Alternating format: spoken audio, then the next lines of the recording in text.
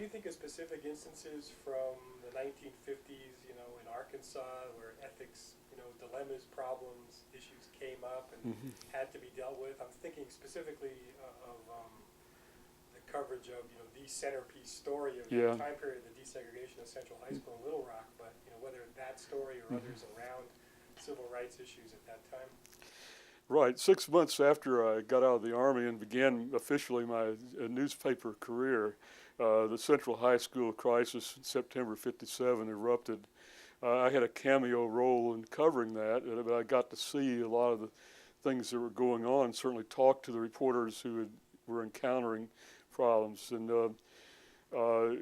a lot of us, you were young reporters and talked to each other. We probably have the best story of our whole lives right here at the beginning.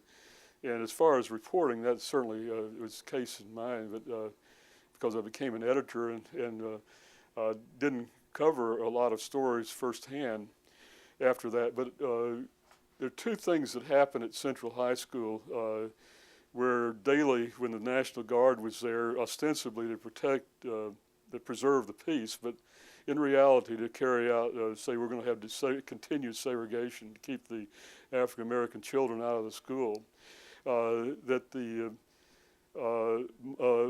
National Guard allowed a mob to form each day, and there was always danger they were going to get out of control. And when Elizabeth Eckford, the first of the 9 black students who came, and she came by herself off the bus, she had not got the word that we're all going to go together because her family did not have a telephone, and she just didn't get the word. So she was confronted there with the mob and with the guardsmen with their rifles raised against her. And so when it was obvious she was not going to get into the school, she had to walk in front of the high school, which is about 2 blocks wide, to a bus stop and wait there at the bus stop to be taken away. And the crowd taunting her and in danger of getting out of control. 2 things, as I say, happened. One was that a CBS cameraman wanted to film white students yelling at her, but he missed it. So we asked them to yell at her again, which obviously an ethical problem.